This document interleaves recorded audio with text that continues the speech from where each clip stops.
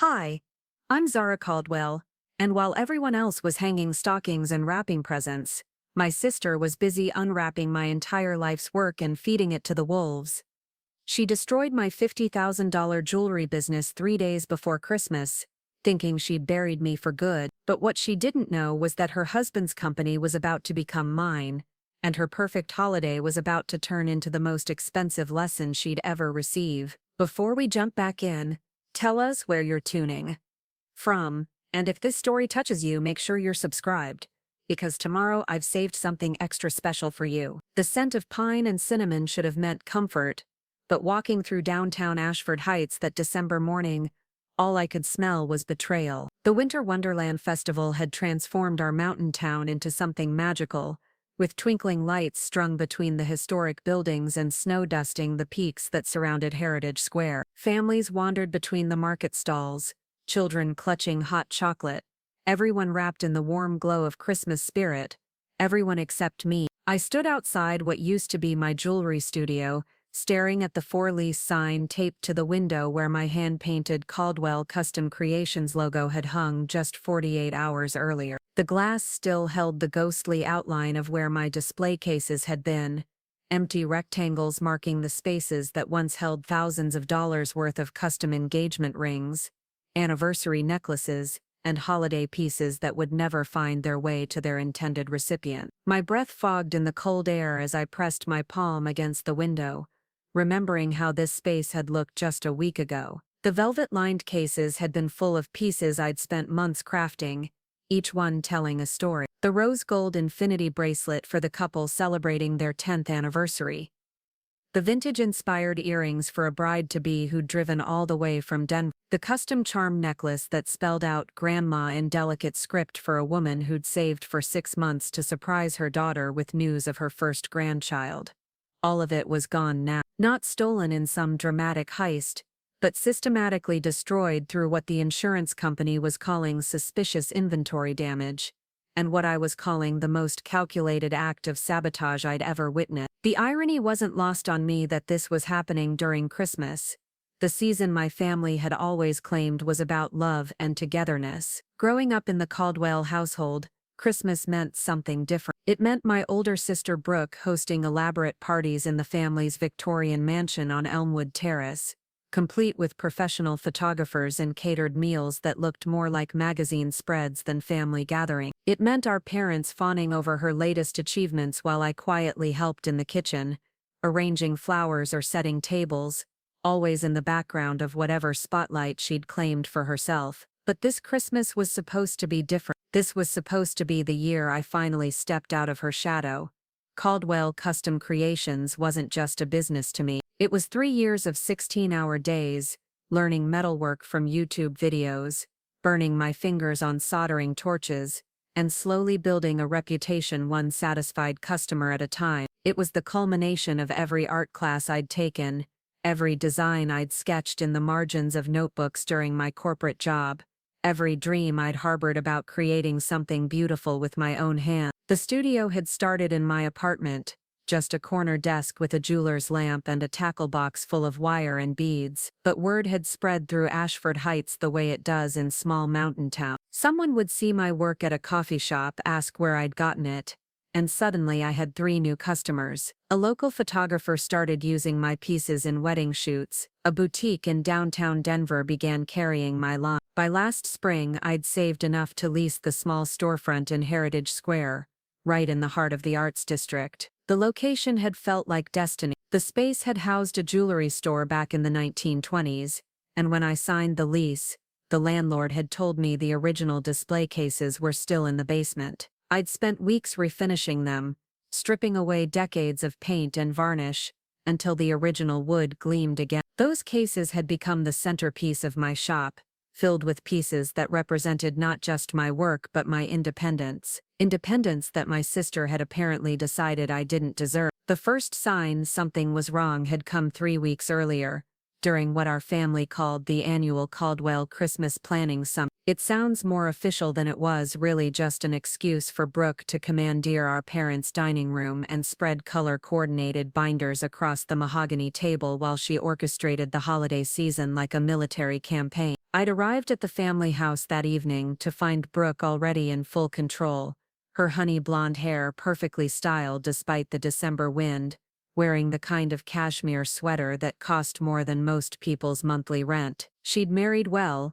and she made sure everyone knew it. Diego Martinez owned Prestige Mountain Events, the most exclusive wedding and corporate planning company in the Colorado Rockies. Between her connections and his business, they'd positioned themselves as the unofficial royalty of Ashford Heights' social scene. "Oh good, you're here," Brooke had said without looking up from her laptop, where she was apparently coordinating something that required 3 different spreadsheets. "I need you to handle the flowers for the Christmas Eve party. Nothing too elaborate, just something that won't clash with the ice sculptures." "Ice sculptures? For a family Christmas party?" "Actually," I'd said, settling into one of the chairs around the table, "I was hoping we could talk about featuring some of my pieces at the party. I have some beautiful Christmas-themed jewelry that would be perfect for photos, and since you always have so many influential people at your events." The clicking of her keyboard had stopped. Brooke had finally looked up, her green eyes scanning me with the kind of calculating expression I'd learned to recognize over the years. It was the look she got when she was deciding whether something was worth her attention or whether it needed to be eliminated. "Zara, sweetie," she'd said, her voice carrying that particular tone that sounded supportive but felt like acid. "I don't think my guests would really be interested in hobby jewelry. These are serious business people. They expect a certain level of sophistication." Hobby jewelry, as if the $50,000 in revenue I'd generated that year was just playing dress up. "It's not hobby jewelry, Brooke. It's a legitimate business. I have clients who drive hours to commission pieces from me. I'm booked solid through February." She'd smiled then, the kind of smile that never reached her eyes. "That's wonderful that you're keeping busy, but you have to understand, when Diego and I host events, we have a reputation to maintain. These parties aren't just social gatherings, they're networking opportunities. The wrong impression could damage relationships we've spent years building." The wrong impression, meaning, our mother had chosen that moment to float into the dining room, carrying a tray of her famous spiced cider, and wearing the kind of diplomatic expression she'd perfected over decades of managing Brooke's ego. "Girls, you know Christmas is about family. I'm sure we can find a way for everyone to contribute their talents." But Brooke had already returned to her laptop, dismissing me as efficiently as she dismissed everything that didn't serve her immediate purposes. "The flower arrangements will be perfect, Zara. You've always been so good with your hands." Good with my hands. Like I was some kind of hired help instead of her sister. I'd left that night feeling the familiar sting of being relegated to the background of my own family, but I'd consoled myself with the knowledge that my business was thriving regardless of Brooke's approval. December was always my busiest month, with customers wanting custom pieces for holiday proposals, anniversary gifts, and Christmas surprises. My appointment book was full, my inventory was stocked, and I'd even hired Stella Vaughn, a recent art school graduate, to help manage the increased demand. Everything had been going perfectly until last Monday morning. I'd arrived at the studio to find Stella standing in the doorway, her dark hair pulled back in a messy bun, staring at something inside with an expression of pure horror. When I'd pushed past her to see what was wrong, my heart had dropped to somewhere around my ankles. The entire shop looked like a tornado had torn through it. Display cases were overturned, their glass fronts shattered into glittering fragments across the hardwood floor. Jewelry was scattered everywhere, some pieces bent beyond repair, others tangled in knots that would take hours to unravel. The custom orders I'd been preparing for Christmas delivery were destroyed, months of work reduced to twisted metal and scattered gemstones. But it wasn't random destruction. Someone had taken the time to specifically target my most expensive pieces. The diamond tennis bracelet I'd been crafting for a Denver socialite was crushed, the stones pried out and missing. The custom wedding set that had taken me 6 weeks to perfect was melted down to unrecognizable lumps of gold. Even my personal tools, the ones I'd saved for months to buy, were damaged beyond repair. "Did you call the police?" I'd asked Stella, my voice sounding strangely calm despite the chaos surrounding us. "They're on their way," she'd replied, her hands shaking as she surveyed the damage. "Zara, I'm so sorry. The security system was disabled somehow. There's no footage from last night. No footage." Of course there wasn't. The police had been professional but ultimately unhelpful. Officer Martinez, no relation to my brother-in-law despite sharing a surname, had taken photos and filed a report, but without any witnesses or security footage, there wasn't much they could do. The insurance adjuster who'd arrived that afternoon had been even less encouraging.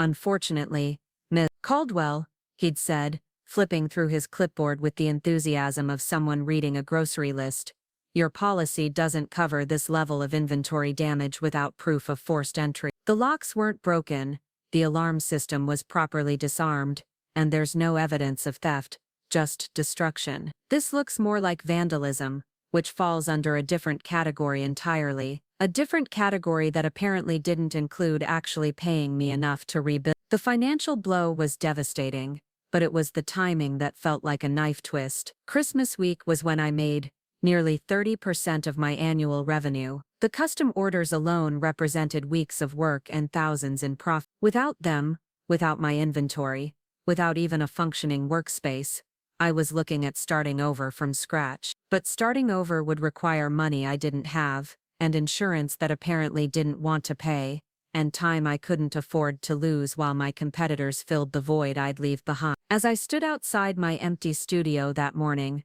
watching families enjoy the Winter Wonderland Festival that I'd helped promote through my business partnerships, I felt something shift inside me. It wasn't the crushing despair I'd expected, or even the burning anger that would have been justified. It was something colder and more focused, curiosity, because the more I thought about the break-in, the more questions I had. How had someone known exactly which pieces were most valuable? How had they disabled my security system without triggering any alarm? How had they gained access to a building in the middle of Heritage Square, without being seen by any of the other business owners or the festival security? And why destroy the jewelry instead of stealing it? Destroyed pieces couldn't be fenced or sold. Destruction was personal. Destruction was about sending a message. My phone buzzed in my coat pocket, interrupting my thoughts. A text from an unknown number. "Heard about your little mishap. Maybe it's time to consider a career change. Some people just aren't cut out for business." I stared at the message, reading it twice before the implication hit me. Someone wasn't just celebrating my misfortune. Someone had been expecting it. I screenshot the message, and then did something I probably should have done 3 days earlier. I called Harper Delacroix. Harper and I had met during a networking event for women entrepreneurs the previous spring. She was one of those people who commanded attention the moment she walked into a room, not because she was loud or flashy, but because she had the kind of quiet confidence that made you want to hear what she had to say. Her law firm, Delacroix and Associates, specialized in business litigation and what she called complex family disputes. At the time, I'd filed her contact information away thinking I'd never need a lawyer. My business was small, my family was complicated but manageable, and I'd naively believed that honesty and hard work were enough to protect what I'd built. "Zara," Harper's voice was warm but professional when she answered, "I heard about what happened to your studio. I'm so sorry." News traveled fast in Ashford Heights. Especially bad news. "Harper, I think someone sabotaged my business deliberately. I have questions about the break-in, and I just received a threatening text from an unknown number. Can we meet?" There was a pause, and I could hear the sound of papers shuffling in the background. "Can you be at my office in an hour? And Zara, bring everything, every document, every photo, every piece of communication you have related to your business. If someone targeted you specifically, we need to understand why." An hour later, I was sitting in Harper's conference room, surrounded by floor-to-ceiling windows that offered a panoramic view of the snow-covered mountains surrounding our town. The view was stunning, but I couldn't focus on anything except the manila folders spread across the polished table. Harper had listened without interruption, as I walked her through everything. The Christmas planning meeting with Brooke, the destroyed inventory, the insurance complication, the mysterious text message. She'd taken notes in the kind of precise handwriting that suggested she never missed important details. When I finished, she leaned back in her chair and steepled her fingers, a gesture I was beginning to recognize as her thinking pose. Zara, I want you to think carefully about this next question. In the weeks leading up to the break-in, did anyone ask you unusual questions about your business, about your security system, your inventory, your schedule? I started to shake my head, then stopped. Actually, yeah. Brooke asked me about my insurance coverage a few weeks ago. She said she was thinking about increasing Diego's policies and wanted to compare notes. And she asked about my security system too, said she was considering upgrading theirs. Harper made another note. Anyone else? Diego stopped by the studio about a month ago, said he was in the neighborhood, and wanted to see how business was going. He asked a lot of questions about my suppliers, my customer base, my busiest times of year. Did that strike you as odd at the time? I thought about it a little. Diego and I aren't exactly close. He's always been polite, but distant. Having him show up at my shop and ask detailed questions about my business operations felt unusual. Harper nodded slowly. What about access to your studio? Who has keys? Just me and Stella. The landlord has a master key, but he's been out of town for 2 weeks, visiting family in California. Security system codes, same people, plus the security company obviously. Harper was quiet for a long moment, studying the notes she'd taken. When she looked up, her expression was serious. Zara, I think you're right to be suspicious. The timing, the specificity of the damage, the advanced knowledge required to disable your security system, this doesn't feel random, it feels coordinated. The word coordinated hung in the air between us like a challenge.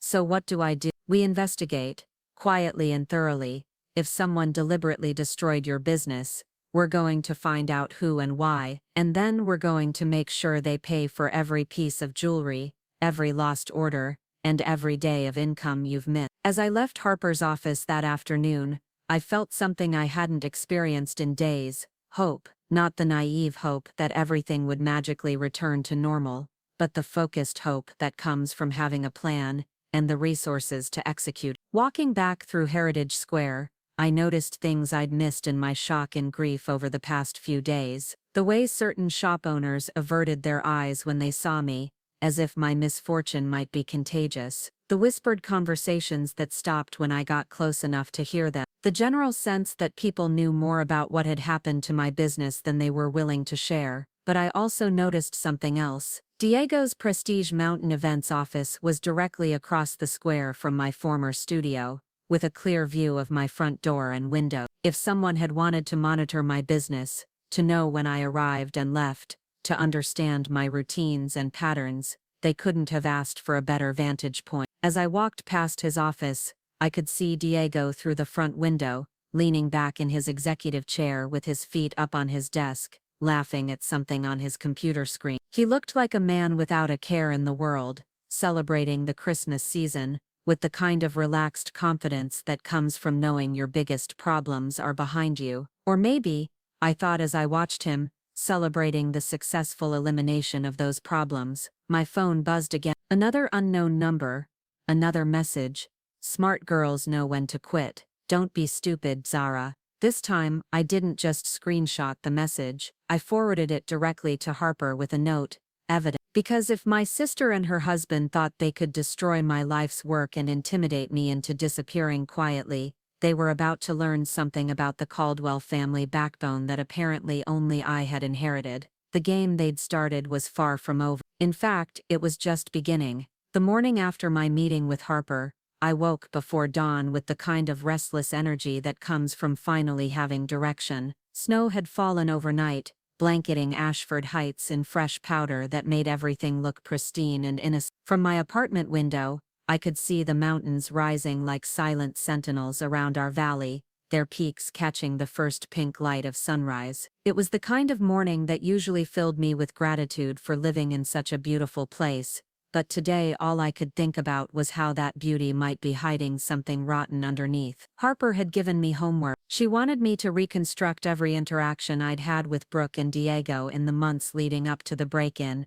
every question they'd asked, every seemingly innocent comment that might have been gathering intelligence. She also wanted me to compile a complete financial picture of my business, not just for insurance purposes, but to understand exactly what had been taken from me and what it would cost to rebuild. I started with my business records, spreading them across my kitchen table like pieces of a puzzle I was finally ready to solve. The numbers told a story I'd been too busy to fully appreciate while I was living it. Caldwell Custom Creations hadn't just been successful, it had been thriving. My revenue had grown by nearly 200% over the past year, driven largely by word-of-mouth referrals and my reputation for creating pieces that captured exactly what customers had envisioned. More importantly, my success had started to overlap with Diego's territory. 3 of my biggest clients were brides who had initially hired prestige mountain events for their weddings, only to seek me out independently when they realized Diego's jewelry partnerships didn't offer the level of customization they wanted. Each of those clients had spent between $3,000 and $5,000 on custom pieces, money that might otherwise have gone to one of Diego's preferred vendors. The overlap hadn't seemed significant at the time. Preparing and narrating this story took us a lot of time, so if you are enjoying it, subscribe to our channel. It means a lot to us. Now back to the story. Ashford Heights was a small town with a limited pool of high-end clients. It was natural that successful businesses would occasionally serve the same customers. But looking at the pattern now, I could see how my growing reputation might have been viewed as a threat to Diego's carefully cultivated vendor relationships.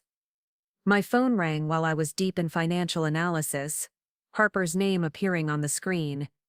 "Good morning, Zara. I hope you're ready to do some detective work. I've been up since 5 going through my business records." "Harper, I think Diego might have seen me as competition. I've been stealing high-end clients from his preferred jewelry vendors." "Interesting. That gives us motive. Now we need to establish opportunity and means. Can you meet me at your studio in an hour? I want to examine the scene with fresh eyes. And I'm bringing someone who might be able to help us understand how your security system was compromised." An hour later, I was standing outside my former studio with Harper and a compact woman with silver-streaked hair who introduced herself as Felix Zhang, a forensic accountant who specialized in business fraud investigation. Felix had the kind of quiet intensity that suggested she missed very little, and within minutes of entering my destroyed studio she was asking questions that hadn't occurred to me or the police. "The destruction pattern is very specific," Felix observed, crouching next to where my main display case had been overturned. "Whoever did this knew exactly which pieces were most valuable and which ones would be most expensive to replace. That suggests intimate knowledge of your inventory and your business model." She stood up and walked to the back of the studio where my workspace had been located. "They also knew where you kept your tools and your works in progress. The damage back here is surgical. They didn't just destroy things randomly. They targeted specific items that would be hardest to replace." Harper was examining the security panel near the front door. The system was disarmed using the correct code, not bypassed or damaged. "That means whoever did this either knew your code or had access to someone who did." "Only 3 people knew that code," I said. "Me, Stella, and the security company." "What about family members?" Felix asked. "Did you ever share the code with anyone, even casually?" I started to shake my head, then stopped. Diego asked about my security setup when he visited last month. He said he was impressed with how sophisticated it was for such a small business. I didn't give him the code, but I did mention the company I used and some of the features. Felix and Harper exchanged a look that suggested this information was significant. "Which company?" Harper asked. "Mountain Peak Security. They handle most of the businesses in Heritage Square." Felix was already pulling out her phone. "I know someone there. Let me make a call." While Felix stepped outside to make her call, Harper and I continued examining the studio. In the harsh morning light filtering through the front windows, the damage looked even more devastating than it had that first day. Every surface was covered with glass fragments and metal shaving. The beautiful hardwood floors I'd spent weeks refinishing were gouged and stained. Even if I could afford to reopen, it would take months to restore the space to its former condition. "This was personal," Harper said, quietly, running her finger along a jagged scratch in the wood near what used to be my custom design station. Whoever did this wasn't just trying to hurt your business, they were trying to erase it. Felix returned with news that made my stomach clench. Mountain Peak Security has a problem. Someone accessed their client database 2 weeks ago and downloaded security codes for several businesses in Heritage Square. The breach was sophisticated enough that they didn't discover it until yesterday, when I called asking questions. So someone stole my security code from the company's database. It looks that way. The breach originated from an IP address registered to Prestige Mountain Events. The pieces were falling into place with sickening clarity. Diego hadn't just asked casual questions about my security system out of friendly interest. He'd been gathering intelligence, either to use himself or to pass along to someone else who could execute the plan. But I still needed proof that would hold up in court, not just suspicious circumstances and convenient timing. "What do we do now?" I asked.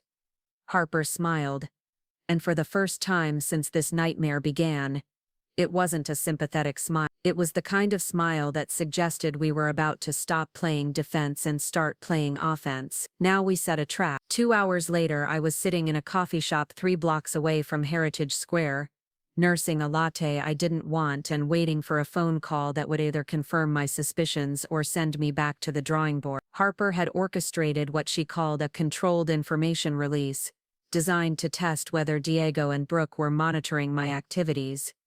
The plan was elegantly simple. Harper had contacted my insurance company, posing as my attorney, and informed them that I was preparing to file a lawsuit against an unnamed party for the deliberate destruction of my business. She'd specifically mentioned that we had security footage from a neighboring business that might identify the perpetrators, even though no such footage existed. If Diego and Brooke were innocent, this information would remain confidential between my lawyer and my insurance company. If they were involved, and if they still had sources monitoring my situation, we would know within hours. The call came 43 minutes later. "Zara?" My mother's voice was strained with the kind of forced casualness that meant she was delivering a message someone else had written. "I heard you're thinking about filing some kind of lawsuit about your business. Honey, don't you think that's a bit extreme? These things happen. Insurance is supposed to cover unfortunate events like this." "Mom, how did you hear about a lawsuit?" "I only decided to pursue legal action this morning." There was a pause, the kind that stretched long enough to confirm she'd been caught saying something she wasn't supposed to know. "Oh, you know how news travels in a small town. Someone mentioned seeing you with a lawyer." "Which someone?" Another pause. "I think it was Brooke who mentioned it. She's just concerned about you, sweetheart. We all are. She wanted me to invite you to dinner tonight so we can talk this through as a family dinner." "How convenient." "Tell Brooke I'll be there," I said. "What time?" 6 o'clock. "And Zara? Maybe don't mention this lawsuit business at dinner. You know how your father feels about airing family problems in public." After I hung up, I called Harper immediately. "They took the bait." My mother just called with information she shouldn't have access to, inviting me to a family dinner where I'm sure they'll try to talk me out of pursuing legal action." "Perfect. That confirms they have a source monitoring your situation. Now we need to figure out who that source is and how they're getting their information. What do I do about dinner?" "You go.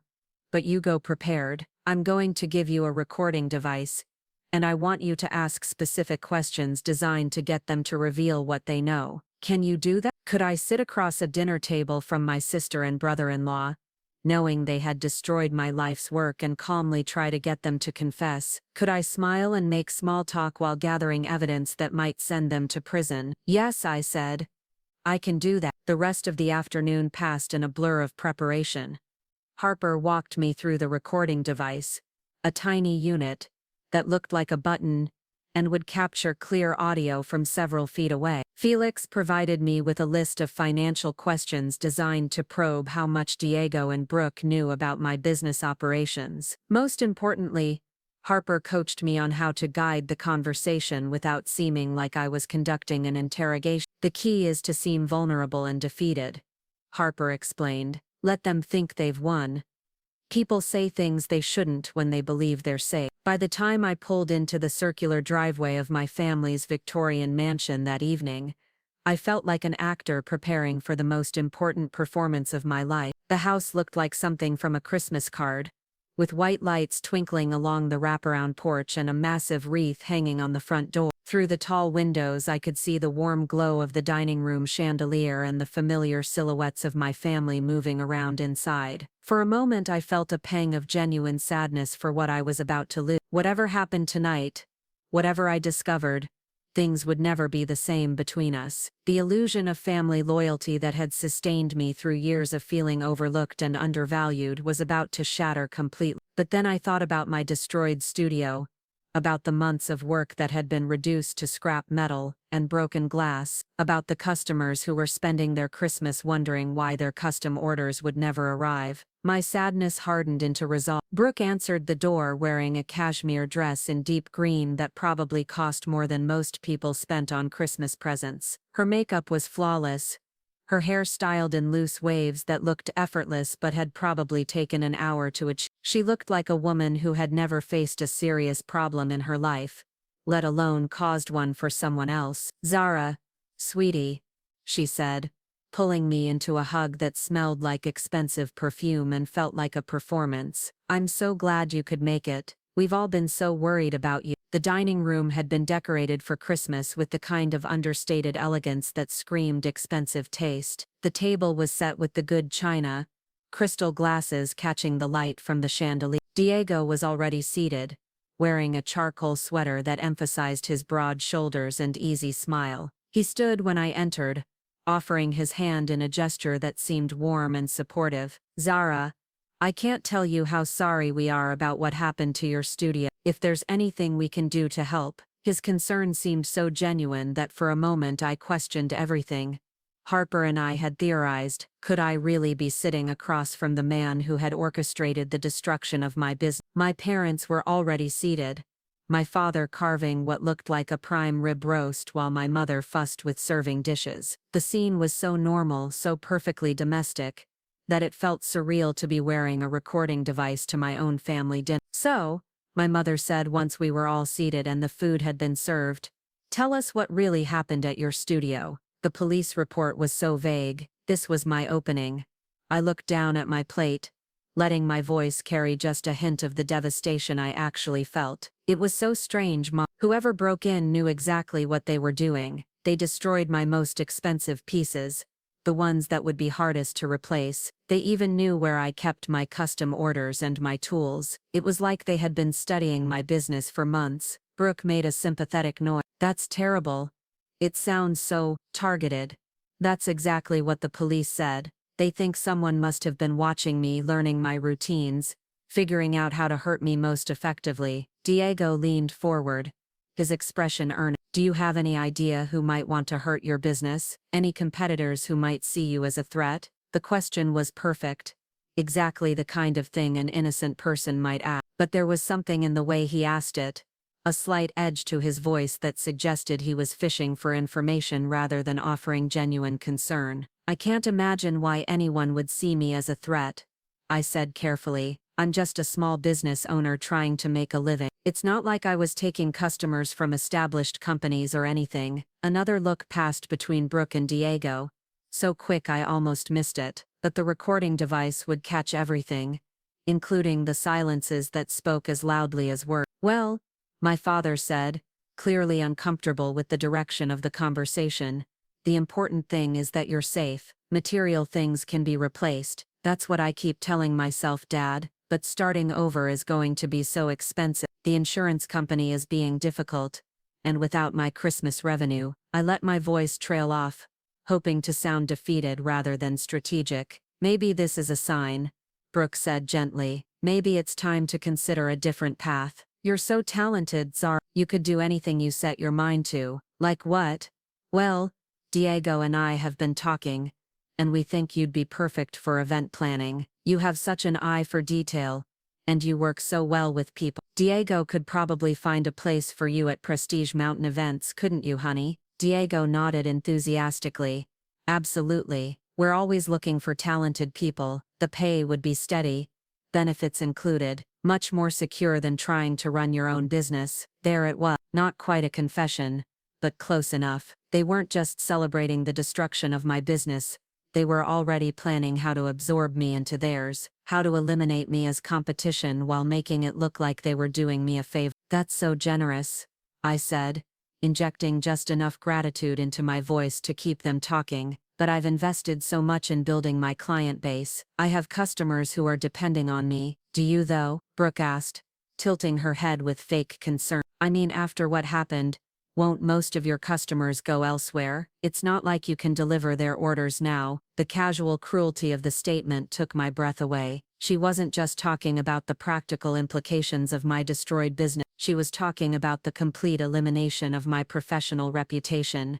The years it would take to rebuild trust with customers who had prepaid for pieces they would never receive. You're probably right, I said quietly. Maybe it is time to give up on the whole jewelry thing. I could see the relief in both their faces, the subtle relaxation that suggested they had achieved exactly what they wanted. My defeat wasn't just satisfying to them, it was necessary. They needed me to give up, to stop fighting, to accept the narrative they had constructed about my failed business venture. The conversation moved on to safer topics after that: Christmas plans, family gossip, Diego's latest high-profile event. But I noticed how carefully they steered away from any discussion of business details, any mention of security systems, or insurance policies, or the specific timing of the break-in. It wasn't until dessert was being served that Diego made the mistake that would eventually cost him everything. It's really too bad about your security system, he said, apparently forgetting that he wasn't supposed to know the details of how my studio had been compromised. I mean, if someone could just walk in and destroy everything without triggering any alarms, what's the point of having security at all? The comment hung in the air for a moment, before Brooke jumped in to cover for him. That's what I was telling Diego earlier. These security companies promise the world, but when something actually happens, they're useless. But the damage was done. I hadn't told anyone at dinner about the security system being disarmed. The police report hadn't been made public. The only way Diego could know that specific detail was if he had been involved in planning the break-in, or if he had access to confidential information about the investigation. I managed to keep my expression neutral, continuing to eat my chocolate mousse, as if I hadn't just heard my brother-in-law essentially confess to destroying my business. But inside, I was calculating, recording, planning the next phase of what was rapidly becoming a war I intended to win. After dinner, as I was putting on my coat to leave, Brooke pulled me aside for what she probably thought was a final heart-to-heart conversation. Zara, I want you to know that whatever happens with your business situation, you'll always have family to fall back on. Diego and I are serious about the job offer. It could be a fresh start for you. Thank you, Brooke. That means a lot. And maybe, she continued, her voice dropping to what she probably thought was a caring whisper, maybe this whole experience will teach you something about knowing your limitations. Not everyone is cut out to be an entrepreneur. I looked into my sister's green eyes, so similar to my own, and saw something I had never recognized before. Not just jealousy or competitiveness, but genuine malice. She didn't just want me to fail. She needed me to. My success threatened something fundamental about how she saw herself and her place in the world. You're probably right, I said. Maybe I was in over my head. As I drove away from the family mansion, my hands were shaking with a combination of rage and excitement. The recording device in my coat pocket had captured everything. Diego's slip about the security system, Brooke's calculated manipulation, their coordinated effort to convince me to give up and accept employment with the very people who had destroyed my business. But more than that, I had a clearer picture now of what I was really fighting. This wasn't just about money or business competition. This was about power and control, and the lengths some people would go to maintain their position at the top of a very small mountain. I called Harper from my car, still parked at the end of my parents' driveway. "How did it go?" she asked. They basically confess. Diego let slip that he knows details about my security system that haven't been made public, and Brooke.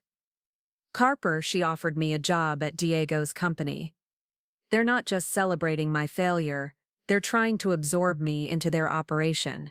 That's perfect. Tomorrow morning, we take this recording to the police and demand a real investigation. But Zara, I want you to be prepared. Once we take this step, there's no going back. Your relationship with your family will never be the same. I looked back at the Victorian mansion, where warm light still glowed in the windows, and my family was probably finishing their evening with coffee and brandy by the fireplace. They looked like the picture of success and happiness, a family that had everything they wanted. What they didn't know was that in trying to destroy me, they had given me exactly what I needed to destroy them. I'm ready, I said.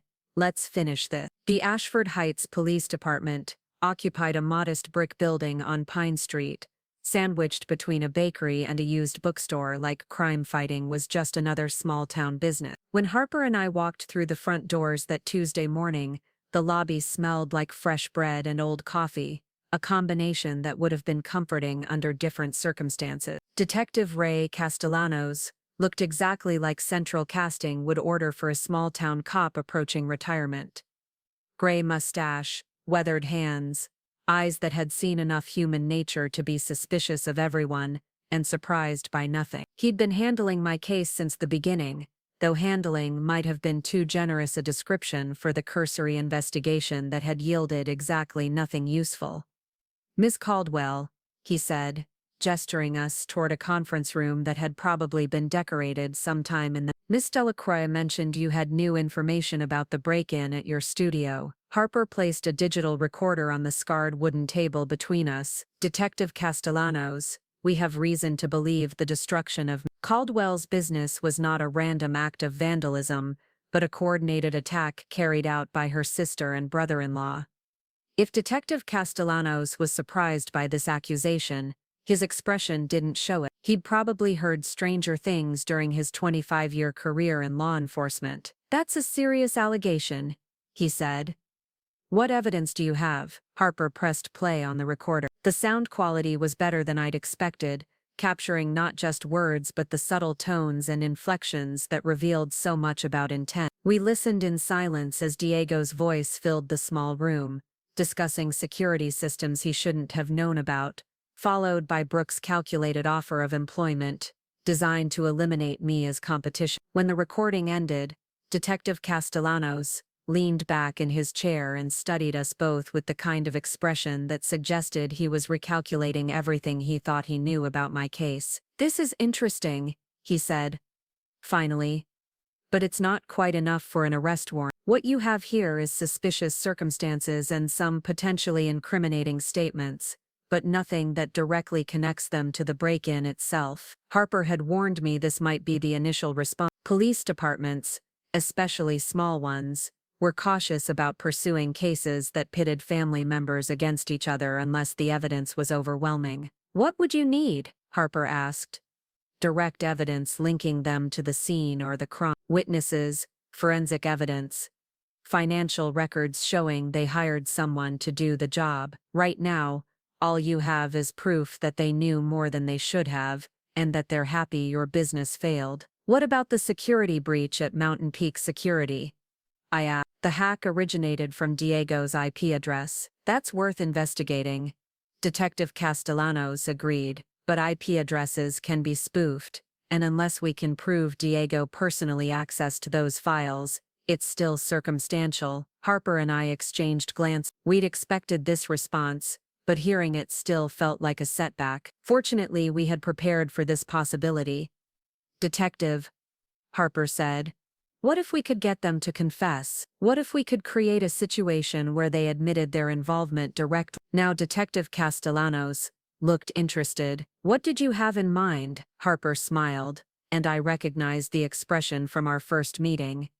It was the look of a predator who had just spotted prey, a controlled operation. We tell Diego and Brooke that Zara has decided to rebuild her business, and that she's received a substantial insurance settlement. We make them believe she's going to be more successful than ever. If they were willing to destroy her business once, they might be willing to try again. That's entrapment.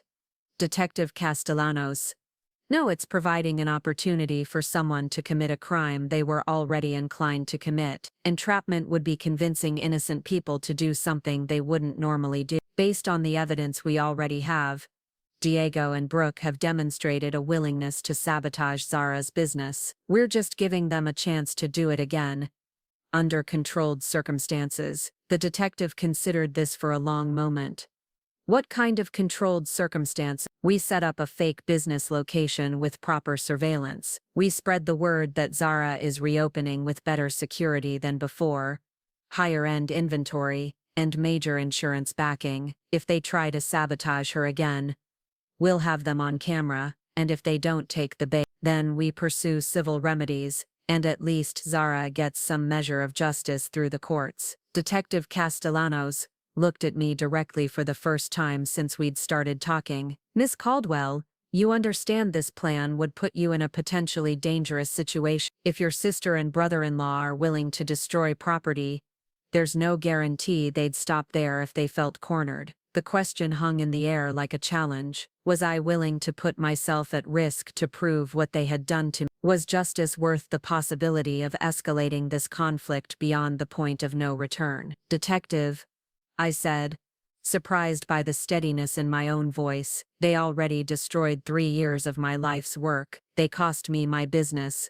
my reputation, and my financial security. If they're willing to do it again, I want them caught. And if they're not, then at least I'll know I fought back. An hour later, Harper and I were sitting in her office, planning what she called the most elaborate sting operation in Ashford Heights history. The plan was ambitious, requiring coordination between law enforcement, a security company, and several local business owners who would help spread the story of my dramatic comeback. First, Harper explained, pulling out a legal pad covered with notes, we need a location somewhere visible enough that Diego and Brooke will hear about your grand reopening, but secure enough that we can monitor everything that happens there. She'd already identified the perfect spot. A former art gallery 2 blocks from Heritage Square had been sitting empty for 6 months after the previous tenant moved to Denver. The location was highly visible, with large front windows that would showcase any new business, but it also had a sophisticated security system installed by the previous tenant,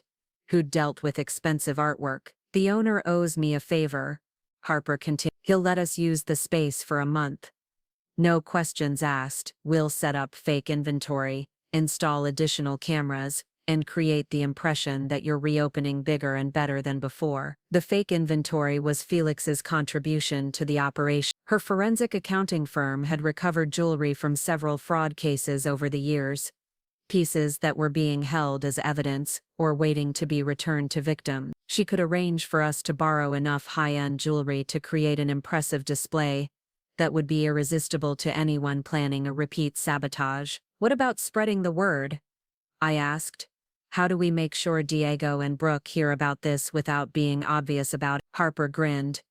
Leave that to me. I have a friend who works at the Ashford Heights Gazette. She owes me a favor too, and she's been looking for a feel-good Christmas story about local business resilience. The newspaper article was a masterpiece of strategic misinformation. Local entrepreneur rises from ashes. Caldwell Custom Creations, set for grand reopening, painted a picture of triumph over adversity that was almost too good to be true. According to the story, my insurance company had not only covered my losses, but provided additional funding for expansion based on my business plan and customer testimony. The new location would feature twice the inventory, state-of-the-art security, and exclusive partnerships with Denver area luxury retailers. The article mentioned specific details designed to trigger Diego and Brooke's competitive instinct. My new security system supposedly cost $15,000 and included features that would make break-ins virtually impossible. My inventory was valued at over $75,000, representing the most expensive collection of custom jewelry ever assembled in Ashford Heights. Most importantly, I was planning a grand reopening party for New Year's Eve that would attract influential clients from throughout the Colorado Rockies. The story ran on the front page of the Wednesday morning edition,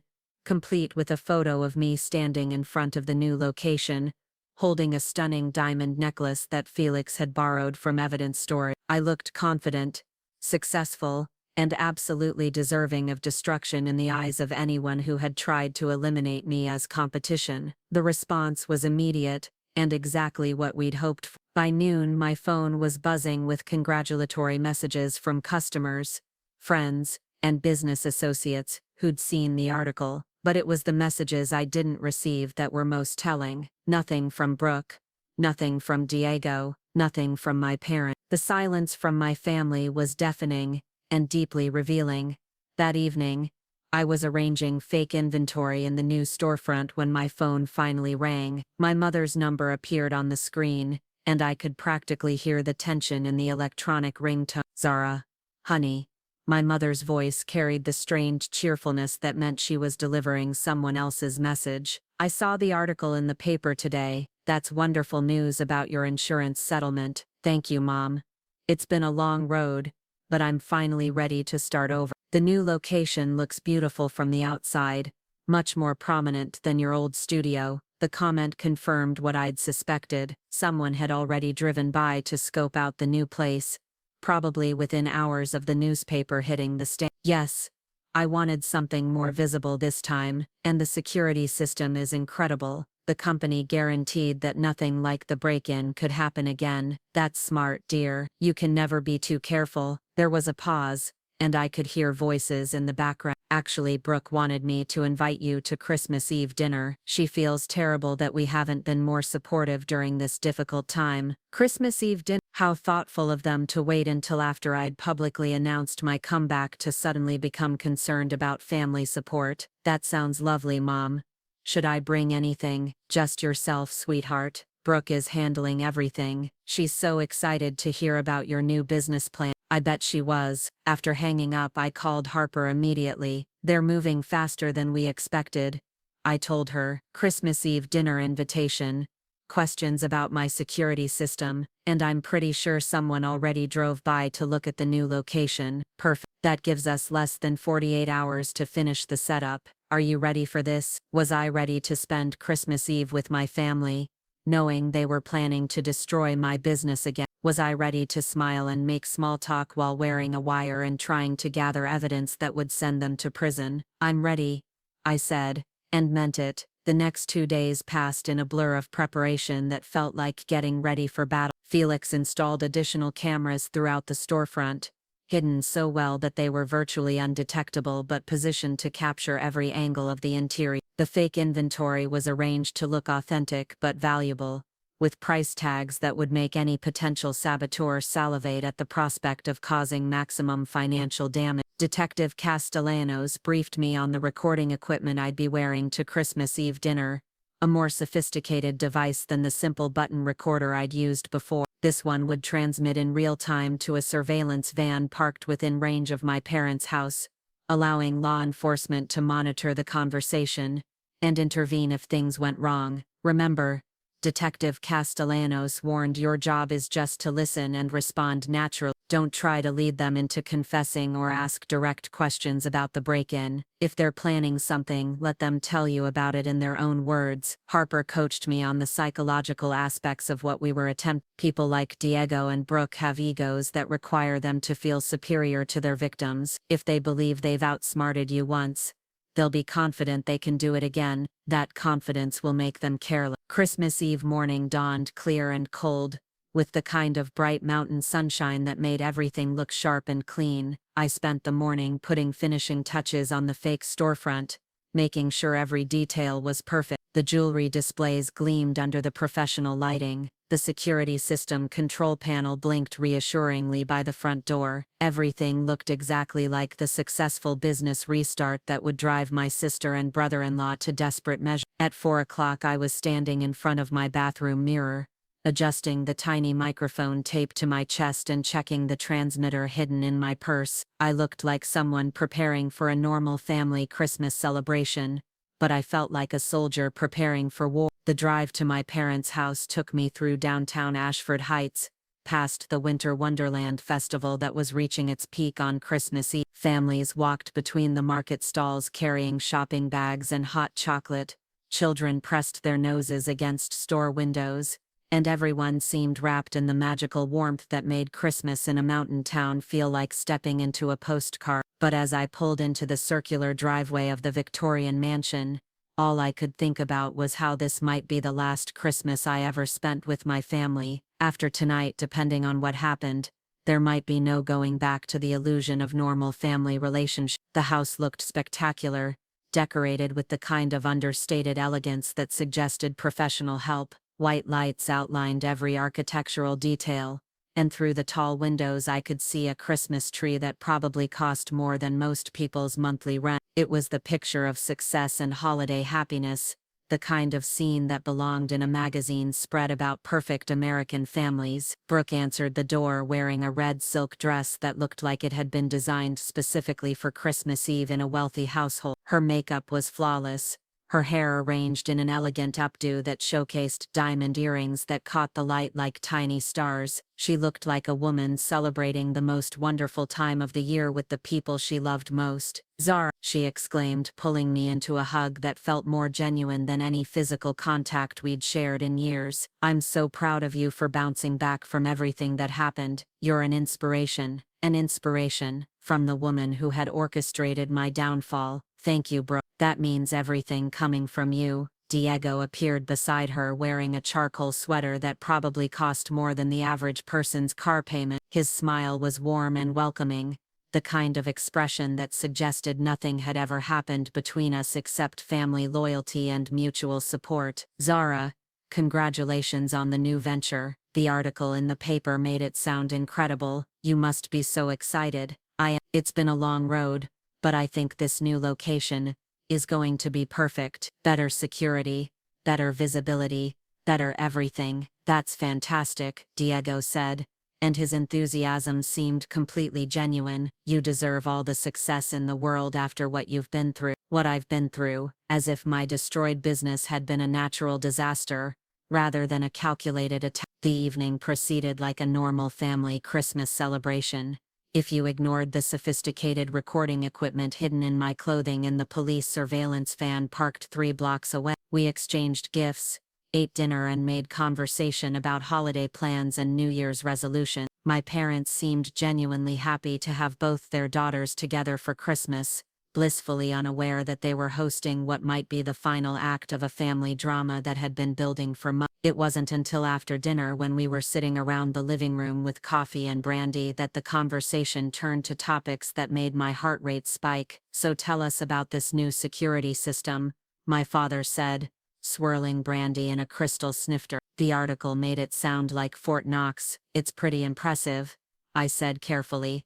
"The company specializes in high-end retail security, motion sensors, thermal imaging, silent alarms that go directly to the police. They guaranteed that what happened before could never happen again." Diego leaned forward with interest. "Thermal imaging, that's sophisticated, must have been expensive." "It was, but the insurance company recommended it. They said I needed commercial-grade protection if I was going to carry that level of inventory." "Speaking of inventory," Brooke said, "the photos in the newspaper looked amazing. Those pieces must be worth a fortune." The insurance company valued the collection at just over $75,000. "It's the most expensive inventory I've ever carried, but I figure if I'm going to restart, I might as well restart big." I could see the calculations happening behind their eyes. $75,000 worth of jewelry, supposedly protected by an expensive security system, in a highly visible location that would generate maximum publicity if something happened to it.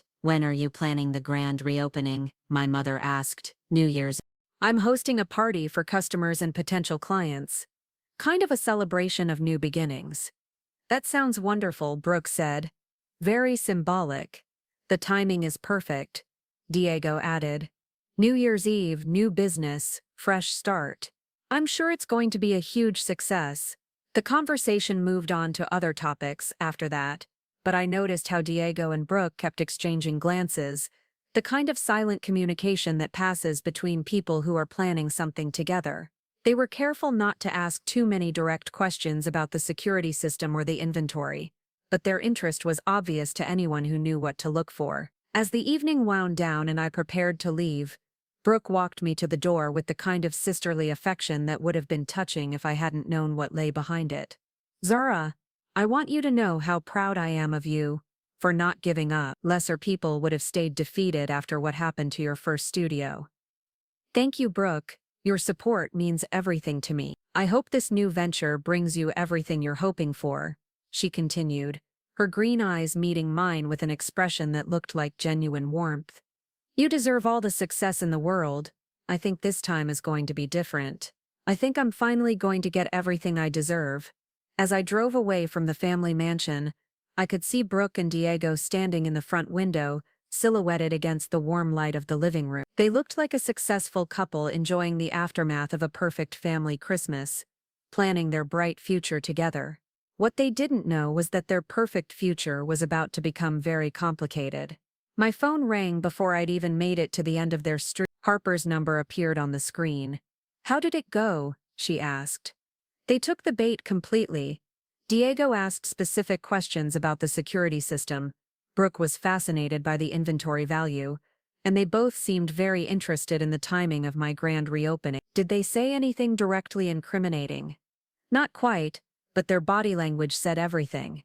They're planning something for New Year's Eve. Perfect. That gives us a week to make sure everything is ready. Zara, are you sure you want to go through with this? Once we spring this trap, there won't be any going back. I thought about the question as I drove through downtown Ashford Heights, past the festival lights and the families enjoying their Christmas Eve celebration. These were good people living good lives, building businesses and raising families and contributing to their community.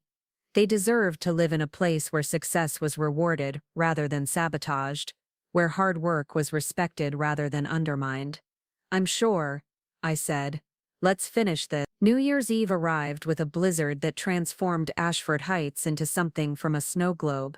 The kind of picture-perfect winter storm that made everything look magical while making travel nearly impossible. I stood at the window of my fake jewelry studio at 6 in the morning, watching the snow accumulate on Pine Street while my breath fogged the glass. The weather was either going to provide perfect cover for whatever Diego and Brooke had planned, or it was going to force them to postpone their operation entirely. My phone buzzed with a text from Harper. Weather might work in our favor. Fewer witnesses, fewer people on the street. Are you ready for tonight? Was I ready? I'd been preparing for this moment for over a week, but standing in the carefully orchestrated fake storefront surrounded by borrowed jewelry and hidden cameras, I felt like an actor who'd rehearsed extensively for a role but still wasn't sure I could pull off the performance when it mattered most. The storefront looked perfect. Felix had outdone herself arranging the display cases to showcase the most expensive pieces in the most tempting way possible. A diamond tennis bracelet worth $8,000 glittered under the professional lighting. Custom engagement rings sparkled from their velvet beds like tiny promises of happiness. The centerpiece was a necklace that looked like it belonged in a museum, with emeralds the size of grape seeds surrounded by diamonds that caught and reflected light like captured stars. Detective Castellanos arrived at 7, stamping snow off his boots and carrying a thermos of coffee that smelled like salvation. He'd traded his usual rumpled appearance for all-black clothing that would help him blend into the shadows when he took his position in the surveillance van across the street. "How are you holding up?" he asked, studying my face with the kind of professional assessment that suggested he'd seen plenty of people about to do dangerous things. "I'm nervous but determined," I admitted. "Part of me still can't believe my own sister would do this to me." "People do terrible things when they feel threatened," Detective Castellanos said quietly. "Success and money change people, sometimes in ways they don't even recognize themselves. Your sister and brother-in-law have built their lives around being the most successful people in their circle. Your business was challenging that position." Harper arrived 30 minutes later, carrying a laptop bag and wearing the kind of focused expression that meant she was ready for war. She'd spent the past week coordinating with law enforcement, security companies and what seemed like half the business owners in Heritage Square to ensure that tonight's operation would capture everything we needed for a solid prosecution. "Final equipment check," she announced, pulling devices from her bag like a technician preparing for surgery. "Cameras are recording to 3 separate servers. Audio equipment is set to pick up conversations from anywhere in the building, and we have motion sensors that will alert us the moment anyone approaches the front or back entrance. She handed me a small device that looked like a car key panic button. If anything goes wrong, if you feel unsafe for any reason, press this and Detective Castellanos will be here in under 30 seconds. The plan was elegantly simple. I would host a small private grand reopening party that evening, inviting a select group of customers and potential clients to preview my new collection. The guest list was carefully curated to include people who would talk about what they'd seen, spreading word throughout Ashford Heights about the incredible inventory I was carrying, and the sophisticated security system protecting. During the party, I would make casual comments about my schedule, mentioning that I planned to stay late after the guests left to finish some paperwork and prepare custom orders for delivery the following week. Anyone planning to sabotage my business would know exactly when to find me alone in the studio with minimal security presence. What if they don't show up tonight? I asked Harper as we ran through the final checklist. What if they decide to wait? Or what if they've changed their minds entirely? Then we keep the trap set and wait for them to make their move, Harper replied. But based on their behavior at Christmas Eve dinner, I don't think they're going to wait long. They're confident, maybe overconfident. That's going to be their downfall. At 4 o'clock I began preparing for the party with the kind of meticulous attention to detail that felt like putting on armor. I'd chosen a black dress that looked elegant but professional, the kind of outfit that would photograph well when the local newspaper inevitably covered my successful comeback story. My jewelry was deliberately understated, letting the pieces in the display cases be the stars of the evening. The first guests arrived at 6, just as the snow was beginning to taper off and leave behind a crystalline landscape that made everything look fresh and new. Margaret Chen, who owned the bakery next to the police station, brought her daughter who was getting married in the spring. The Hendersons, who'd been customers since my very first sale, arrived with their adult son who was looking for an anniversary gift for his wife. Within an hour, the small studio was filled with the warm buzz of conversation and the soft clink of champagne glass. Customers examined pieces with the kind of reverence usually reserved for museum exhibits, and several people pulled me aside to place orders for custom work that would keep me busy well into the spring. "This collection is incredible, Zara," said Patricia Walsh, a Denver socialite who'd driven up despite the weather to see my new location. "The quality is even better than what you had before. You've really outdone yourself." "Thank you, Patricia." I wanted to restart with pieces that would establish a new standard for what Caldwell Custom Creations could offer. "Well, you've certainly accomplished that. I'm going to need at least 3 custom pieces for events this spring, and I'll be recommending you to everyone I know." The validation felt genuine and warming, but I couldn't fully enjoy it knowing that this entire evening was essentially an elaborate piece of theater designed to trap my own family member. Every compliment, every order, every expression of support was real, but it was happening in the context of a sting operation that might end with my sister and brother-in-law in handcuffs. As the evening progressed, I found myself watching the front windows, scanning the street for any sign of familiar faces or suspicious activity. The surveillance van was parked across the street, hidden among the other vehicles left by festival visitors, but knowing it was there didn't make me feel as secure as I'd expected. At 8:30, my phone buzzed with a text from an unknown number. "Looks like business is booming. Enjoy it while it lasts." I screenshot the message and forwarded it to Harper, who was monitoring everything from her office a few blocks away. Her response came immediately: "They're watching. Stay calm, and stick to the plan." The guests began leaving around 9, bundled up against the cold and carrying business cards and catalogs that would help spread word about my dramatic comeback. Each departure felt like losing a layer of protection, bringing me closer to the moment when I would be alone in the studio with nothing but hidden cameras and a police surveillance team to keep me safe. Margaret Chen was the last customer to leave, stopping at the door to give me an impulsive hug. "I'm so proud of you for rebuilding after everything that happened," she said warmly. "This town needs more people like you, people who don't give up when things get difficult." "Thank you, Margaret.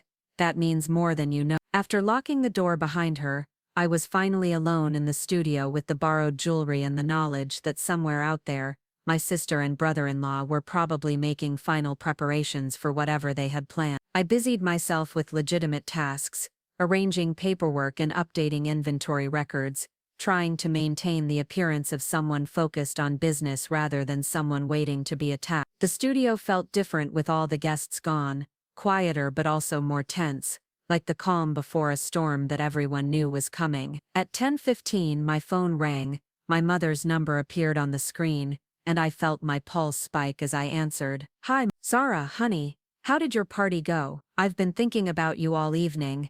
"It went wonderfully, better than I'd hoped.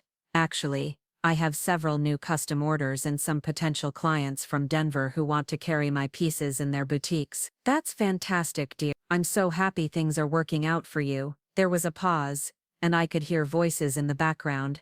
"Are you still at the studio?" The question sent a chill down my spine. Why would my mother need to know my exact location at 10:15 on New Year's? "Yes, I'm finishing up some paperwork and getting ready for tomorrow. I want to start the new year organized and prepared." "That's smart. You always were the responsible one." "Well, don't stay too late. The roads are still icy from the snow." "I won't. I should be heading home within the hour." After hanging up, I immediately called Harper. "They're definitely planning something for tonight," I told her. My mother just called asking if I was still at the studio. She had no legitimate reason to need that information. "Copy that. Detective Castellanos is in position, and our backup units are standing by. Remember, if anyone approaches the building, just act natural, and let them make the first move." Just act natural. As if there was anything natural about waiting to be sabotaged by your own family member. The minutes crawled by with excruciating slowness. I arranged and rearranged the same stack of invoices, checked the door locks twice, and tried to focus on anything except the growing certainty that something was about to happen. The studio felt like a stage set, waiting for actors who might or might not show up for the final scene. At 11:20, the motion sensors triggered. My phone buzzed with an alert from the security system, followed immediately by a text from Harper. "Two individuals approaching the rear entrance. Stay calm and act surprised." My heart hammered against my ribs as I heard the soft sound of the back door opening. Someone had bypassed the lock so smoothly that the security system barely registered the intrusion. Footsteps moved carefully across the storage room behind the main showroom, muffled but audible to someone who was listening for them. I continued working at the front counter, trying to look absorbed in paperwork while every nerve in my body screamed danger. The footsteps grew closer, and I could hear whispered voices coordinating movement with the kind of precision that suggested careful planning. "Just destroy the expensive pieces and make it look random," a voice whispered. Diego's voice, though he was clearly trying to disguise. "What about the security cameras?" Another voice, definitely Brooke. "They're wireless. Cut the power to the building, and they'll go down with everything else." They were wrong about the cameras, which were running on backup batteries and transmitting to external servers, but I wasn't about to correct them. Instead, I continued working, waiting for them to reveal themselves, so the cameras could capture their faces along with their voice. A shadow moved past the doorway, leading to the storage room, then another. They were trying to stay hidden while they positioned themselves for maximum destruction, probably planning to overwhelm me quickly and then systematically destroy everything valuable in the studio. "Now," Diego's voice whispered. They burst through the doorway like a SWAT team executing a raid, both wearing dark clothing and ski masks that covered everything except their eyes. But I recognized those eyes immediately. Brooke's green gaze, so similar to my own, filled with a mixture of excitement and malice. Diego's brown eyes, usually warm and friendly, now cold and focused on the task at hand. "Don't move," Brooke commanded, her voice muffled by the mask, but still recognizable. "This will go easier if you just stay quiet and let us work." I stepped back from the counter, raising my hands in what I hoped looked like surprised surrender. "What do you want? Take whatever you need. Just don't hurt me." "We're not here to rob you, Zara," Diego said, and hearing my name in his voice confirmed what the cameras were already recording. "We're here to teach you a lesson about knowing your place." They moved through the studio with practiced efficiency, Diego heading for the main display cases, while Brooke approached the custom design area, where I kept my most expensive tools and works in progress. They had clearly studied the layout during their surveillance, because they moved directly to the most valuable items without wasting time searching. "This is just like before," Brooke said, as she began systematically destroying a custom engagement set that had supposedly taken me weeks to create. You get ideas above your station, and someone has to remind you of reality. Before, I asked, trying to sound confused rather than vindicated. Your precious little studio, Diego said, smashing a display case with what looked like a professional burglar's tool. Did you really think that was random? Did you think someone just happened to pick your business to destroy? You did that. I let genuine shock color my voice, even though I'd known the truth for weeks. Of course we did, Brooke laughed, the sound harsh and ugly behind her mouth. You were getting too successful, taking clients that should have been working with Diego's vendors. Someone had to put you back in your place. But you're my sister, I'm your older sister, which means I understand things you're too naive to see. This town isn't big enough for both of our businesses to thrive. One of us had to go, and it was never going to be me. Diego was working his way through the jewelry displays with methodical precision, not just breaking things, but destroying them in ways that would make restoration impossible. He twisted gold chains into knots that could never be untangled, crushed gemstone settings with pliers, and used what looked like a small blowtorch to melt pieces into unrecognizable lumps of metal. The beauty of this plan, he said, apparently feeling chatty now that he thought he had control of the situation, is that everyone will assume you're just unlucky. 2 break-ins in a month? Poor Zara must be cursed. Maybe she should find a different line of work, or maybe she should take that job offer at Prestige Mountain Events,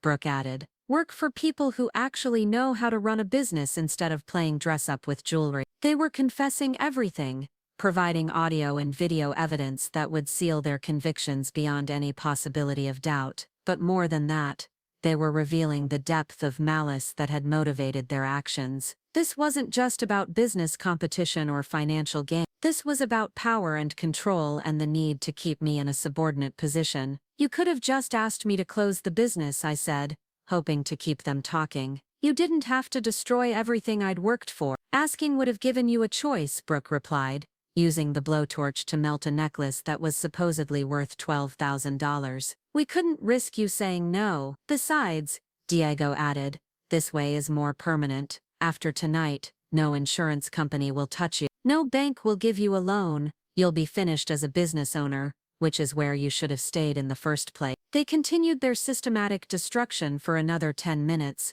documenting their work with the kind of professional thoroughness that suggested they'd done this before. Not just to my original studio but possibly to other competitors who'd threatened their position in Ashford Heights' business community. As they worked, they kept talking, revealing details about how they'd planned and executed both attacks. The security company hack had been Diego's idea, using contacts from his corporate event planning business to gain access to Mountain Peak Security's client database. The specific targeting of my most expensive pieces had been Brooke's contribution, based on intelligence she'd gathered during family dinners where I'd talked about my work. The best part, Brooke said as she finished destroying what she thought was my custom design workspace, is that you'll never be able to prove we did this. No witnesses, no evidence, just a sad little jewelry maker who can't seem to keep her business running. Actually, I said, my voice steady despite the adrenaline flooding my system, I think we have plenty of evidence. They both stopped working and turned to stare at me, and I could see confusion in their eyes. What do you mean? Diego asked. I mean, this entire studio is wired with cameras and recording equipment. Every word you've said, every action you've taken, it's all been captured and transmitted to law enforcement. The silence that followed was profound, broken only by the soft hum of heating vents and the distant sound of New Year's Eve fireworks beginning somewhere in town. You're lying, Brooke said, but her voice carried less conviction than her words. The jewelry is fake, I continued, borrowed from evidence storage and arranged to look valuable. The security system you thought you understood is actually a decoy covering a much more sophisticated surveillance operation. And Detective Castellanos is currently in a van across the street, with enough evidence to put both of you in prison for the next 5 years. Diego dropped the tool he'd been using to destroy display cases, and I could see his mind racing as he calculated the implications of what I'd just told him. This is entrapment, he said. No, this is justice. Entrapment would be convincing innocent people to commit crime. All we did was give you another opportunity to do what you'd already done once before. The back door burst open with the sound of splintering wood, and Detective Castellanos entered with his weapon drawn, followed by two uniformed officers who moved with the kind of tactical precision that suggested they'd been preparing for this moment, as carefully as Diego and Brooke had been preparing for their sabotage. Ashford Heights Police Department, Detective Castellanos announced, "You're both under arrest for breaking and entering, destruction of property, and conspiracy to commit fraud." Brooke pulled off her ski mask, revealing hair that was mussed from the fabric, and an expression of pure rage that transformed her beautiful features into something almost unrecognizable. "This is ridiculous," she said as one of the officers moved to handcuff her. "She's our sister. This is a family dispute, not a criminal matter. Breaking and entering is a criminal matter regardless of family relationships." Detective Castellanos replied calmly.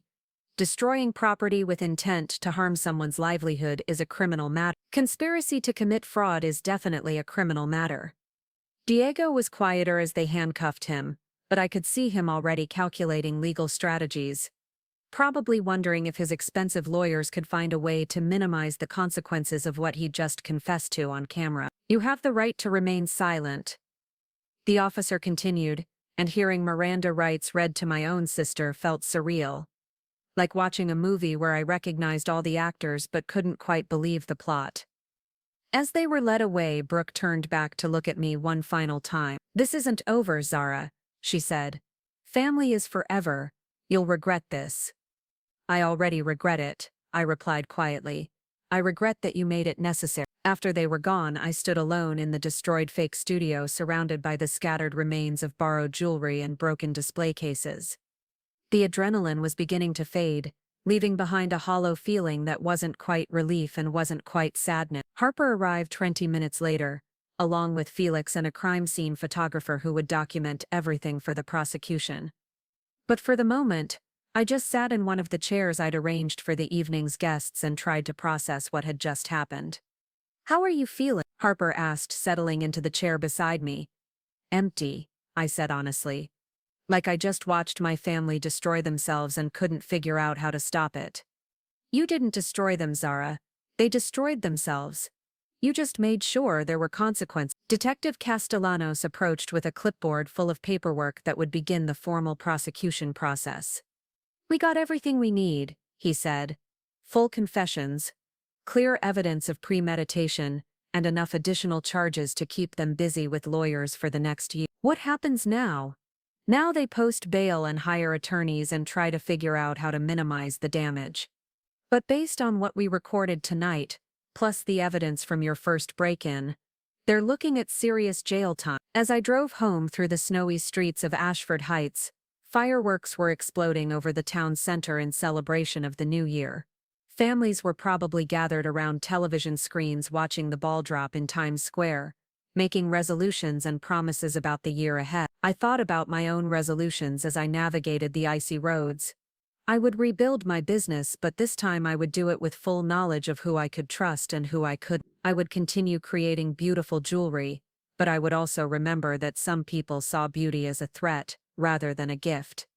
Most importantly, I would remember that justice sometimes required choosing yourself over family, truth over comfort, and the future over the past. The new year was beginning with a clean slate, even if that slate had cost me more than I'd ever imagined paying. 3 months after New Year's Eve, I was sitting in a conference room that smelled like expensive leather and fresh coffee, surrounded by legal documents that would fundamentally alter the landscape of Ashford Heights' business community. Harper sat across from me, her usual stack of meticulously organized files spread across the polished mahogany table, while Felix reviewed financial statements with the kind of focused intensity that had made her the most sought-after forensic accountant in Colorado. The criminal proceedings against Brooke and Diego had moved swiftly through the legal system. Their recorded confessions had made prosecution straightforward, and their attorneys had quickly shifted from denying guilt to negotiating plea agreements that would minimize jail time in exchange for full restitution and cooperation with ongoing investigation. But the criminal case was only the beginning of what Harper had called a comprehensive restoration of justice. While Brooke and Diego were dealing with the consequences of their actions in criminal court, we had been quietly building a civil case that would ensure I recovered, not just what they had stolen from me, but what I would have earned if they hadn't destroyed my business in the first place. The final settlement offer came in this morning, Harper announced, sliding a document across the table with the kind of satisfied expression that suggested good news. Diego's attorneys are recommending he accept rather than risk a jury trial. I picked up the document and scanned the numbers, each figure representing a different aspect of what their sabotage had cost me. Lost inventory, destroyed equipment, missed revenue, damage to reputation, emotional distress, and punitive damages designed to discourage similar behavior in the future. The total was more money than I'd ever imagined having access to, enough to not only rebuild my jewelry business but to expand it beyond anything I'd originally dreamed possible. But there was another number on the settlement document that was even more significant than the monetary award. At the bottom of the page, in carefully drafted legal language, was a clause that would transfer ownership of Prestige Mountain Events from Diego Martinez to Zara Caldwell, effective immediately upon execution of the settlement agreement. His company, I asked, making sure I was reading the document correctly. They're offering me his entire business? Diego is facing criminal charges that will likely result in jail time, Felix explained. His corporate clients are already distancing themselves from the scandal. Several major contracts have been canceled, and his reputation in the event planning industry is essentially destroyed. The business is hemorrhaging money faster than his attorneys can calculate. Harper leaned forward, her expression serious. Rather than watch Prestige Mountain Events collapse entirely, taking down several employees and vendors who had nothing to do with Diego's crimes, his attorneys proposed transferring ownership to you as part of the settlement. You would assume control of the company, its assets, and its remaining contracts, while Diego would be prohibited from working in the event planning industry in Colorado for the next 10 years. The irony was almost too perfect to believe. The man who had destroyed my business to eliminate competition was now offering to hand over his own company to resolve the legal consequences of his action. What had started as my sister's jealousy and her husband's greed had culminated in me acquiring exactly what they had been trying to protect. What about the employees? I asked. The people who work for Diego had nothing to do with what happened to me. That's one of the most appealing aspects of this arrangement, Harper replied. Prestige Mountain Events employs 12 people, including several single mothers and recent college graduates who are just starting their career. If the company fails, they all lose their jobs right before the busy spring wedding season. If you take over, you can decide who to keep and how to restructure the operation. I thought about those employees, people whose livelihoods had been jeopardized by their boss's criminal behavior. They were innocent victims of Diego's choices, just as I had been. Taking over the company would give me the power to protect them, while building something new from the wreckage of what Diego had destroyed. There's another consideration, Felix added. Prestige Mountain Events has contracts with several high-end venues and vendors throughout Colorado. Those relationships would give you immediate access to a client base that took Diego years to develop. Combined with your jewelry business, you could create an integrated luxury service company that handles everything from engagement rings to wedding planning. The possibilities were staggering. Instead of rebuilding my small jewelry studio, I could create something much larger and more sustainable. A company that could provide comprehensive services to clients who wanted the kind of personalized attention that larger corporations couldn't offer. What about Brooke? I asked. What's happening with her case? Harper's expression darkened slightly. Brooke is taking a different approach. Her attorneys are arguing that she was manipulated by Diego, that she was essentially a victim of his schemes rather than an active participant. They're hoping for probation and community service rather than jail time. Despite the fact that she confessed to planning both attacks, they're claiming she was under emotional duress, and that her statements were exaggerated to please her husband. It's a long shot, but domestic influence defense has worked in similar cases. The thought of Brooke escaping serious consequences while Diego paid the full price for their joint crimes was frustrating, but I'd learned to focus on what I could control rather than what I couldn't. Whether Brooke spent 6 months or 6 years dealing with legal consequences, the important thing was that she would never again be in a position to sabotage my success. When do I need to decide about the settlement offer? I asked. You have until Friday, Harper replied. But Zara, I want you to understand what you'd be taking on. Running prestige mountain events would be a massive responsibility. You'd be managing a company with over $2 million in annual revenue, coordinating events for some of the wealthiest families in Colorado, and competing with established firms that have decades of experience. It would also mean staying in Ashford Heights permanently, Felix added. The business is built on local relationships and reputation. You couldn't run it remotely or relocate to a different market, staying in Ashford Heights permanently. 3 months ago, that prospect would have felt like accepting a lifetime of being overshadowed by my sister's social connections and her husband's business success. Now it felt like claiming my rightful place in a community where I'd always belonged but never been fully accepted. I want to see the facilities before I decide, I said. Can we tour Prestige Mountain events this week? Already arranged, Harper smiled.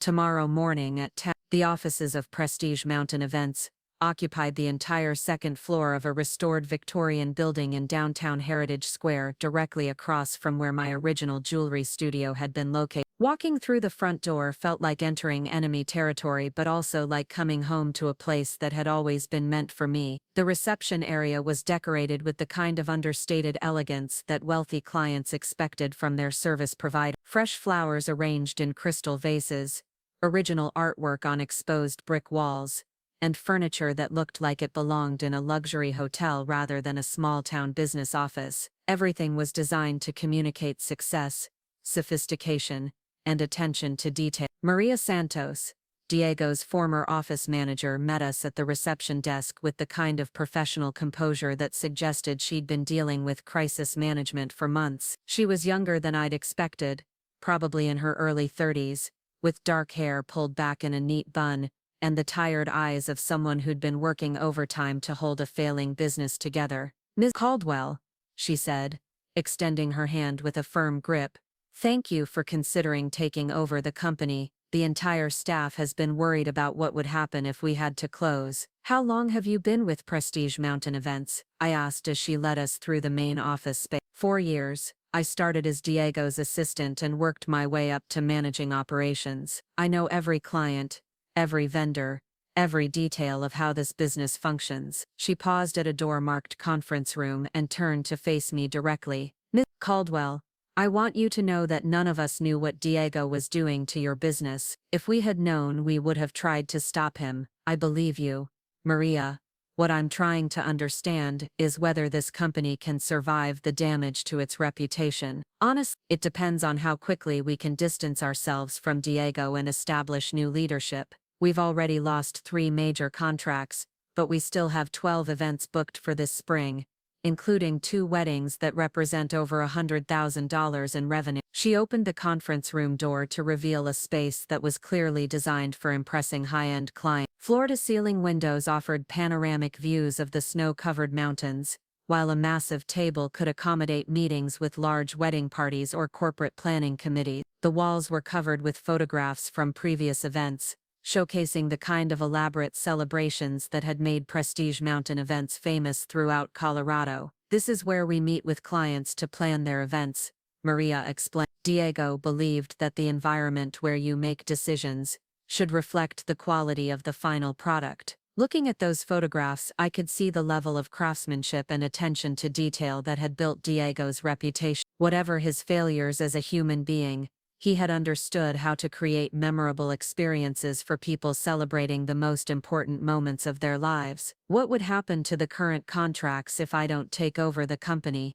I asked. We'd have to cancel them, Maria said quietly. Most of our deposits would be refunded, the venues would scramble to find replacement coordinators, and 12 families would have their wedding plans disrupted 6 weeks before their ceremonies. The human cost of Diego's crimes was becoming clearer with every conversation. His actions hadn't just hurt me, they had created a ripple effect that would damage innocent people throughout the community if I didn't step in to provide stability. Felix was examining financial records at the conference table, her laptop connected to Diego's accounting system as she analyzed cash flow, client contracts, and vendor relationships with the kind of methodical precision that had made her so valuable during our investigation. The numbers are actually better than I expected, she announced after an hour of analysis. The company has enough cash reserves to operate normally for at least 6 months.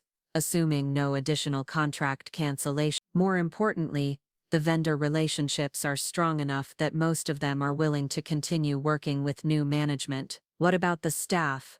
I asked Maria. Are people planning to stay if ownership changes? Everyone I've talked to wants to keep their jobs, she replied. We're a good team, and we believe in the work we do. We just need leadership that won't put the company at risk with personal vendettas. That afternoon, I met individually with each of Prestige Mountain Events' 12 employees, wedding coordinators, graphic designers, logistics specialists, and administrative staff who had built their careers around creating perfect celebrations for other people. They were talented, dedicated professionals who deserved better than to lose their jobs because their boss had committed crimes. By the time I returned to Harper's office that evening, my decision was clear. I'm accepting the settlement offer.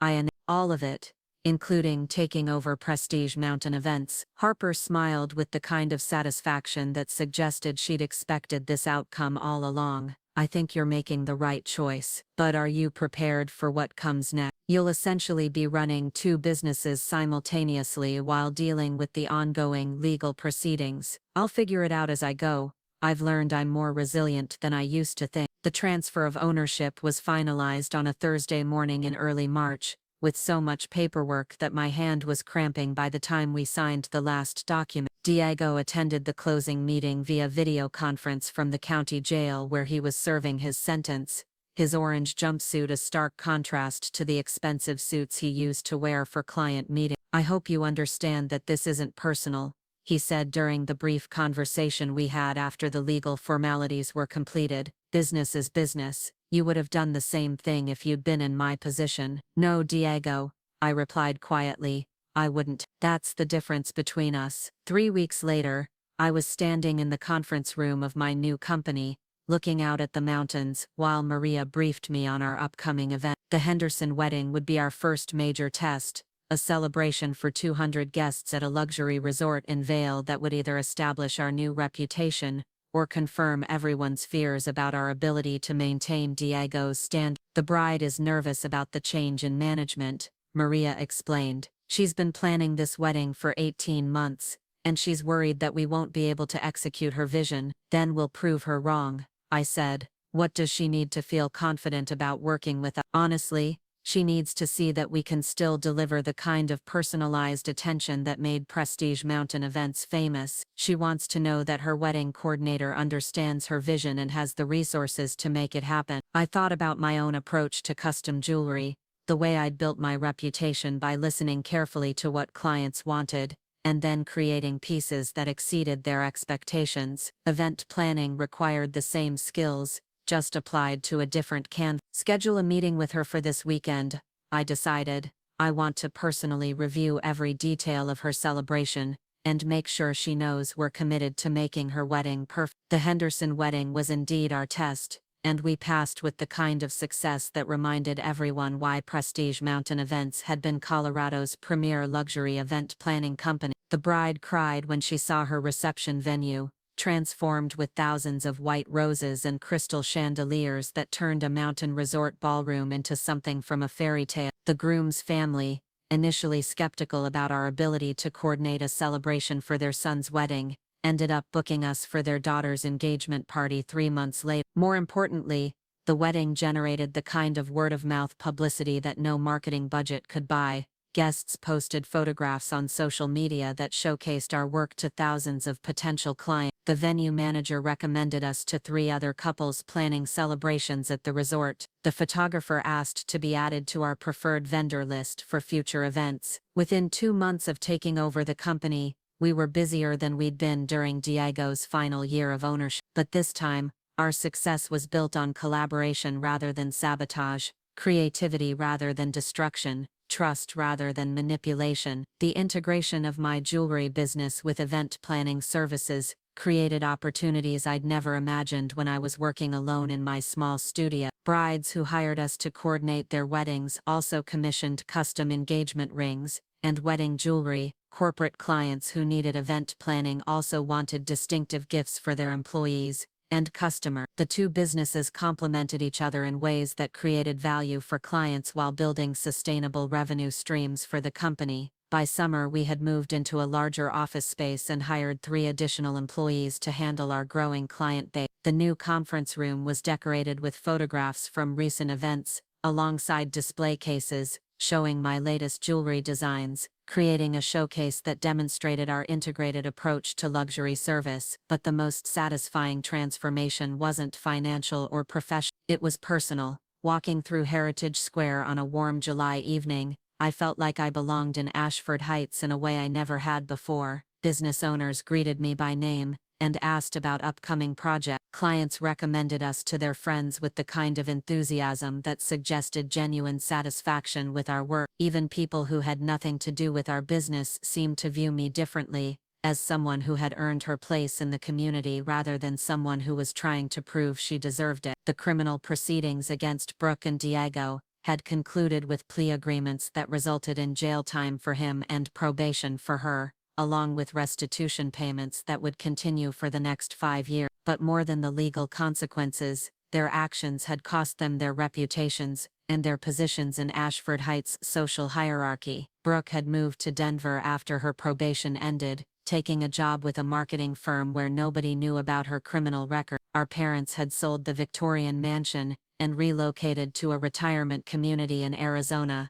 unwilling to face the ongoing reminders of how their family had imploded. I felt sorry for them sometimes, for the choices they'd made, and the relationships they'd destroyed. But I'd learned that forgiveness didn't require forgetting, and moving forward didn't require pretending the past hadn't happened. On New Year's Eve, exactly 1 year after the night that had changed everything, I hosted a celebration at our new office space for employees, clients and friends who had supported our company's growth. The party was everything that Brooke's elaborate social events had tried to be, but never quite achieved: genuine, warm and focused on bringing people together rather than impressing them. As midnight approached and fireworks began exploding over the mountains, I stood at the conference room windows, looking out at the town that had become truly mine. Not because I'd been born here or because my family had connections, but because I'd earned my place through hard work, integrity, and the courage to fight for what I'd built. Maria approached with a glass of champagne and a smile that suggested she had something important to say. Zara,